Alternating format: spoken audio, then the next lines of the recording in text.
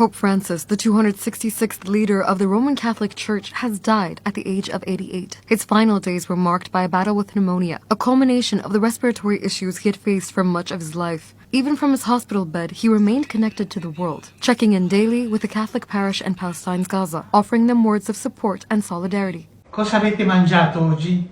As the world's first Jesuit, Latin American, and non-European pope in over a millennium, Francis became a powerful voice for human rights, speaking up for the marginalized, the displaced, and those caught in war. His papacy was defined by his push for peace and social justice, winning admiration and, at times, stirring controversy for his outspoken views. But before he was Pope Francis, who was Jorge Mario Bergoglio? And how did a Jesuit from Argentina reshape the Vatican, leaving in his death a legacy that will be hard to match? Born on December 17, 1936 in Buenos Aires, Argentina, Bergoglio grew up in a middle-class family of Italian immigrants. As a young man, he lost part of his lung to a severe infection, a health struggle that would plague him throughout his life. He initially studied chemistry, but left to join the Catholic Church's Jesuit order, becoming a priest in 1969 at age 32. Despite his late start, Bergoglio's rise was swift. By 1992, he was appointed bishop, and in 1998, he became Archbishop of Buenos Aires. He rejected luxury, rode public transport, and made the plight of the poor central to his mission. His sermons often called out social injustices, urging both political and religious leaders to serve the vulnerable.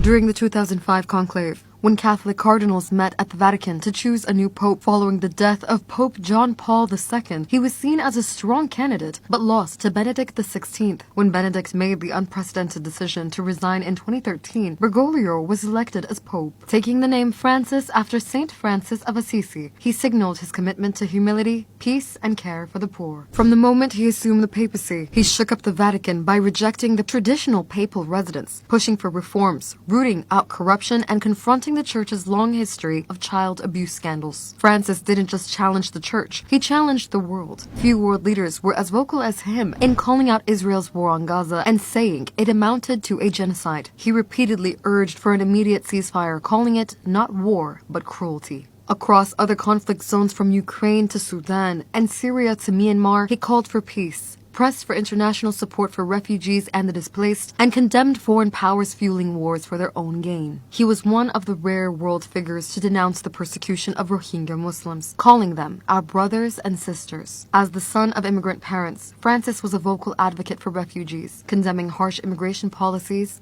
and the mistreatment of asylum seekers. He repeatedly criticized U.S. President Donald Trump's crackdown on migrants, famously saying that those who build walls instead of bridges are not Christian. Across the Atlantic, he denounced some European detention centers as concentration camps. He was also the first pope to make climate change a central issue during his leadership, by pushing for urgent action and holding wealthy nations accountable for their role in the crisis. A pope of many firsts, Francis leaves behind a legacy of advocacy, reform, and compassion that's unmatched. Now, as the Church enters a new era without him, an important question is emerging. Will the Vatican allow the legacy of Francis's unconventional approach to continue, or will it revert to its pre-Francis days?